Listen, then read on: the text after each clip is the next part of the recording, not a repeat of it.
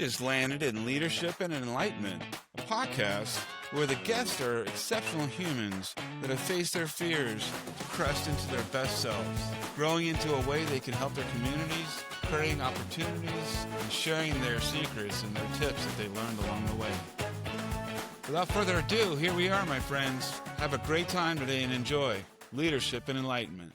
Ronnie, it's a great day today, and I'm so excited to talk with you. When we caught up about a week ago and we were chatting about our lives, it really struck me how you've had an amazing life of growth, and it started in a place of the industry a lot of us wouldn't realize was an anchor in our lives. The CAD scenario of diagramming and creating that perfect setup that was measured exactly right. We always looked at that as a formula in our hotel at the Bellagio that we didn't understand. And we always had to bring in high-end professionals to translate what that meant to us. And you happen to be that guy working for one of the bigger companies in the world. I'd love for you to tell us about a little of that and kind of walk us into how you grew in that industry. Yeah, this started way back when I started at the Moscone Center. The idea of Moscone West was introduced, and suddenly I was kind of pushed upon a project, which I'm grateful now. Julie Burford was the assistant general manager way back when at the Moscone Center. And she said, you come from a design background and the building hasn't been built yet, but we need the third floor ballroom designed. And so she says, here's AutoCAD, figure it out. And that was the starting of me working in AutoCAD. Prior to that, it was using design software for modeling transportation cars and planes and stuff like that. That's what I went to school for. But let's see. So that's how my journey started. And from there, we digitized all of the Moscone Center. And then, came up with the max capacities and such for all the three buildings, as well as was the point person for the renovation project on the building management side. I was the point person. And then, as far as the expansion, same thing. So I worked under Bob Sauter and Dick Schaff. Bob Sauter was the assistant general manager back during that time. Julie left, and then Bob was placed into the assistant general manager position. And Dick Schaff was the regional vice president / general manager of the Moscone Center, which he's really the one that set my pace in motion and kind of pushed me to go for the design world. Mm-hmm. So that journey started, kept me as a liaison. We did the as-builts for the new building, and then also for the new wing of the Moscone Center. It was the south expansion, as well as the north and south tunnel that was constructed. And then from there, we started working on projects across the ASM or SMG, and then it transitioned to ASM, and then ASM / Legends platform. And so that was other properties in other areas that you started doing the same thing for. Correct. All across North America. Wow. I mean, a lot of us in the events industry know Moscone well. San Francisco is a big hub for tech conferences, and just the areas you talked about alone, I know well. I've helped my clients and supported them on the West End third floor a couple times, and that's a big old ballroom up there. It's neat to think that, when we see these large structures in front of us, that behind that comes the intelligence of how to put it in a place where it can be used for business and really, take that next level of understanding of how to maximize and create outcomes that are revenue generating and profitable. What do you think, taking that aspect out into the world and working those other areas, where do you think you brought a lot of value in that scenario? Within the CAD world, well, going back to Moscone, I carried two hats while I was there. I was the senior event manager on one side, managing large scale events that were like citywides, that were global impacts, the Apples, the Googles that rolled through there, American Geophysical Union and such. So in RSA conference, I was their point person until, from 2000 until I left back in 2019. That's big work. Yeah, that's big work. But as far as going out, taking that into like a visual world or the media planning world, it holds a good benefit to them because not only I have the CAD background, understanding how to do design work in a digital model, but bring a senior event manager as well as a special project manager and a director of operations roles into feeding into those designs. So that's the value I bring to the table when designing. I think it's really cool because we come from different backgrounds and have grown into almost the same subject matter in the way that we both help our clients and we grow events. And and literally consult in a way that we can help them improve their ROI and that value add. Just the idea of taking the audience through these couple of moments of conversation. I think that we all assume that everybody comes from the same lineages and work into the same ideal. And what I'm really showing and outlining in this podcast through the idea of the title Leadership Enlightenment is how you drove yourself through your industry to get to a place where others followed and understood that, hey, this is a very viable way of building your career in this industry, and you invested yourself in that, not just fell into it. There was a lot of studying that went on. There was a lot of time that you explored with me a week ago about how you did that. If you want to share with the audience a little bit, I think it's really valuable when, our youth of the industry is growing up and they realize like, hey, I really kind of lean towards the audiovisual side of things. And I'd like to explore that career, or I lean towards the idea of construction, build, and design, like you were talking about. And I came out of the hospitality side where it was all front of the house serving, but it all kind of lands in a place in your lap. And we'll get to that in a moment, where you could see like your experiences and the time that you spent in the industry has really propelled you into a place of your life. What are some of the advantages do you think that you've gained by taking this avenue and the direction that you've gone in? Wow. What I've gained is, as far as personally, time with my family when I started this new adventure, Pencil CAD Solutions. So over my journey, I always like to be out of my comfort zone. So, yeah, event management in a building, it kind of has a certain kind of rhythm to it. And since it's large, consistent shows come at a building annually, the majority of them, especially at tier one property like Moscone, it was easy to get into that groove and go, okay, rinse and repeat. Here we go again. The thing is that, I like being outside my comfort zone and being thrusted into various projects that just kind of made me going, how in the world am I going to do that? So, which then from there, I got to, since I was a senior event manager or placed in that role, I was in the middle of everything from the operations side. I got to go consult with those folks. And then the AV side, got to consult with those folks. And then since we're doing expansion, got to talk with architects, engineers, all those people. Wow. And then also industry leaders that were rolling through, such as like for Apple, the meeting planners for them that work for Apple, got to sit down and talk with them because they're industry changing individuals. Yeah. So a lot of people like to echo what they do. So it was nice to Yeah. with them firsthand. It's neat to see how it comes out of that part of the industry where a lot of us got our hotel knowledge. You came up through a convention scenario and built yourself into the same relationships and the same understandings that a hotelier would build themselves up through the sales game. And Yeah. so now you sit in this great place where you decided that you left, the comfort of the warm bath and working for others to start your own adventure. And now you've been in that adventure for over 5 years and very successful. Help the audience understand how that works. Let's see. Let's see. It started out in September 2022. So we've Also been, a little less. Yeah. yeah, about 3.5 years or something like that. Hmm. But it was, let's see, after COVID, I was in a different market. I accepted a role as a director of operations in a totally different market than San Francisco, Mm.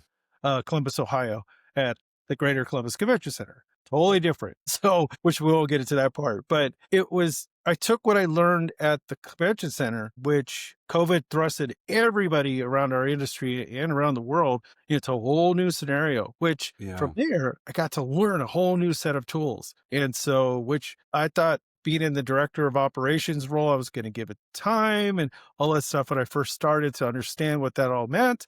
Well, you know how that go with COVID. It was Yeah. pretty much sink or swim such a scenario. It's sure enough. Yeah. So, but I reopened the building, onboarded the team back up and decided, it's time to hang my hat and took those learns, all those tools that I gathered. And now I'm applying to what I'm doing now. And so it's phenomenal experience. I wouldn't change it for the world. And the best part is I get to see my son grow into a really good young man instead of being at a building working Yeah. 14 hours, 7 days a week. Yeah.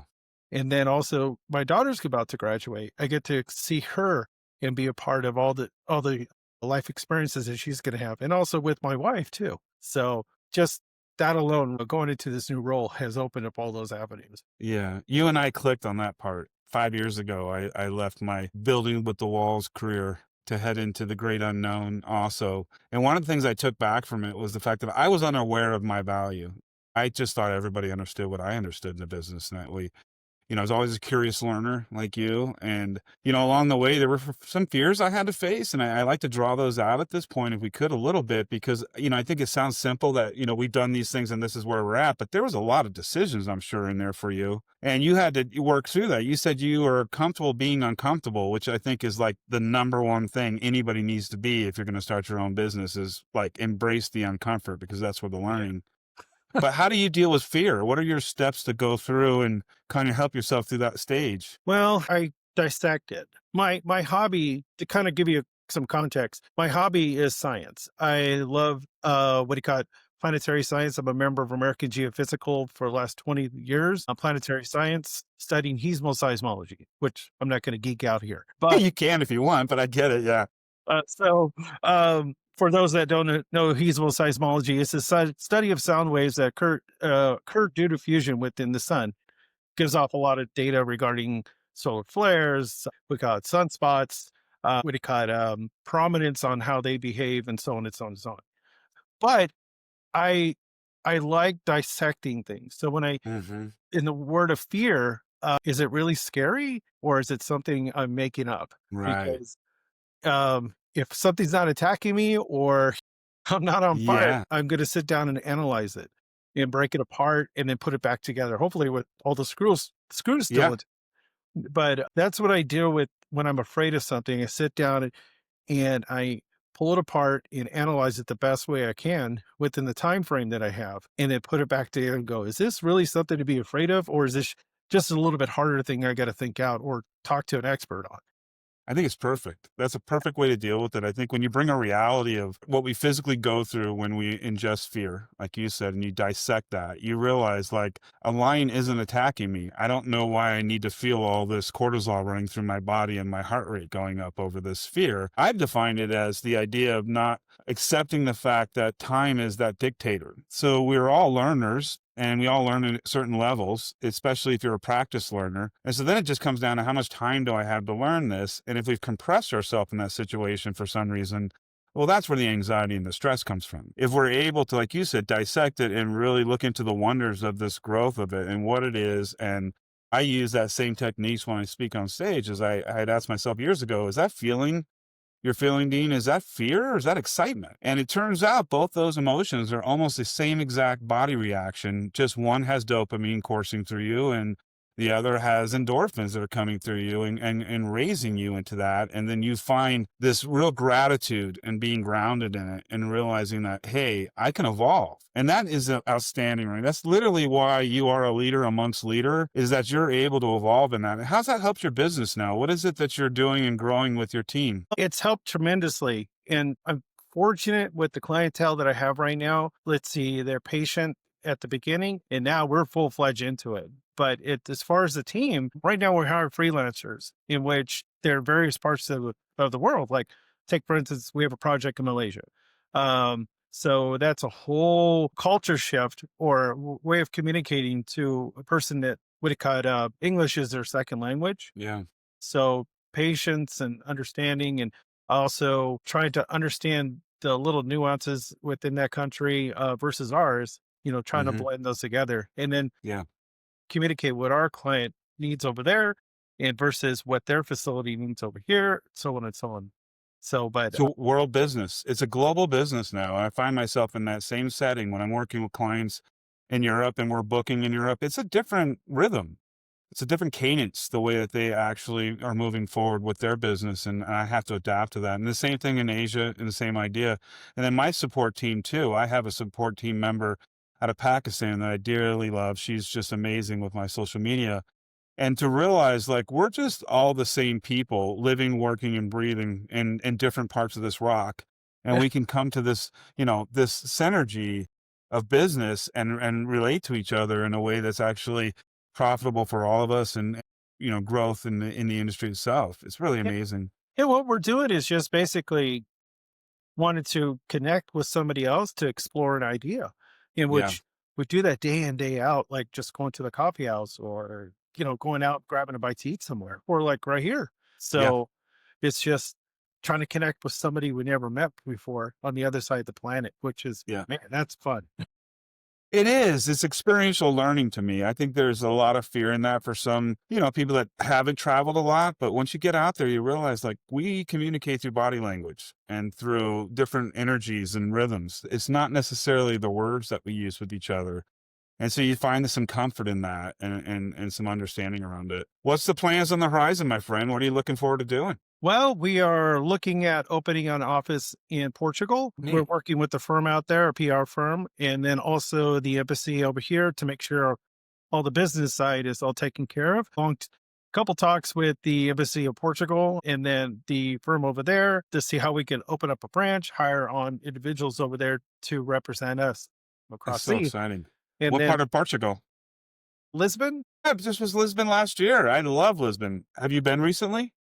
Oh yeah, we were there about a year and a half ago, and so loved it. And then it was one part for personal, the other one for researching what is actually happening in the live event industry out there. Yeah, Lisbon is the hottest product in Europe right now for price point. It's really amazing.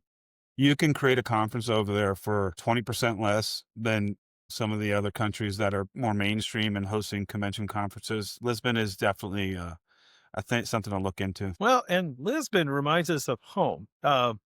The what is it? The April 25th bridge was designed by the same architect as the Golden Gate Bridge, so they echo Yeah. each other. I mean, it feels exactly like home, even though that they have a river which we would look at as the bay. hmm It all looks the same, except One more of the there's things some that really took one of the things that really took me back is that Lisbon was the capital of Europe at one point in history. And most people probably wouldn't consider Portugal as being that hub of commerce. They actually controlled the world. They were settlers, they were active explorers, and whatever the transition of the economy of Europe changed to, it's been left in a really beautiful place that has an economy that's very affordable. I took an Uber for 25 minutes just out of town and it was like, I don't know, $8. And yeah. if you go to, go someplace for lunch, you're not looking at menu prices that are over $10 an individual for an entree. And that was shocking to me. It's like mid 90s pricing. So I couldn't think of a better place for you to land your next office in, brother. Yeah. Funny story is that when we got back from Lisbon, we stopped by Panera to just grab a quick bite. It cost us more to eat for a quick bite for breakfast at Panera than it did the night before at a restaurant having a full course meal. It's so true. It's so true. Yeah. I think we're doing a little promo for Portugal right now, but it's definitely worth it. Yeah, good times. So, but that's where our next steps are. That office would oversee like the European market and then also the Asian market, and so we could spring off from there because we do work in also Saudi Arabia, uh, Wow. like I meant Malaysia, Australia. We did stuff in China, and so it would handle those markets. Also in Germany, we've done work. Neat. It's Nice just job. yeah, good times.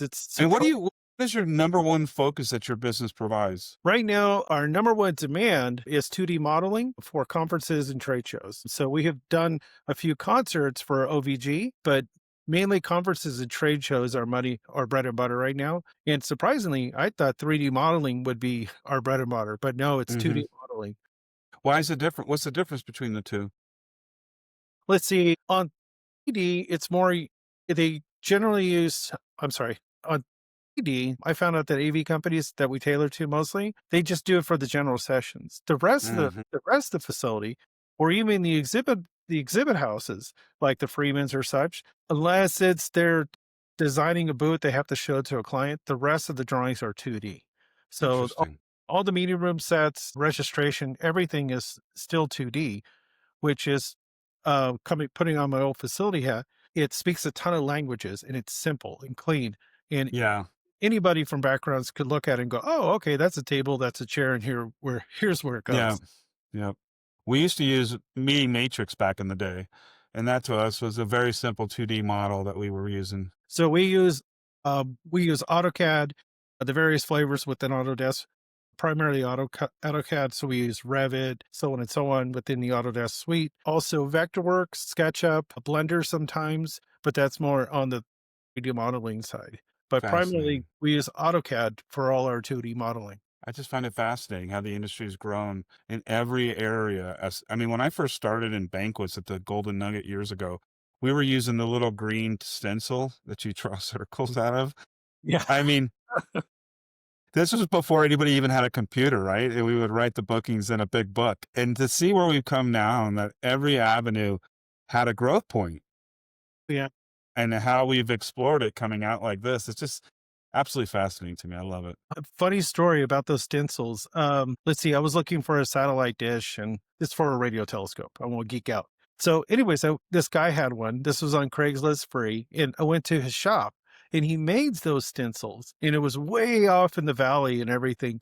And he inherited the shop from his dad. And so I told him what I do and he was explaining what he does. And goes, yeah, we might get 1 or 2 orders a month, maybe at the most. And I was like, oh, I'm so sorry. And he goes, no, it's just Yeah. sign of the times. It's mostly for our young art students that have to do physical stuff. Yeah. Yeah. But I remember those green stencils. Those were awesome. It's like the printing industry. Back in the day, everything had to be hard printed, and now it's evolved. Yeah. It's so So, cool. so Well, brother, do you have anything else you want to share with the audience about your business, where they can find you? I'd love for you to share your locations and your contract information with them. yeah, you could find us on pencilcadsolutions.com and you could see all our most recent works or some of them that we don't have NDAs on. Sorry for those. I can't share those. So, or let's see, you can find us on LinkedIn, either under Ronnie Gomez or pencilcadsolutions.com. So That's we're awesome, brother. a B2B business. So we don't hit the other social media platforms. So Sure enough. Well, I yeah, know any of my clients that need your services, I know where I'm pointing them. They're coming your way, Ronnie. Thanks thank so you. much. I'll leave your contact also in the show notes when we post this for you. It's been a pleasure talking with you, Dave, my friend. Likewise. Thank you. Well, there we go. Another amazing example of the universe working in its magnificent way today. Appreciate you showing up and look forward to seeing you again at Leadership and Enlightenment.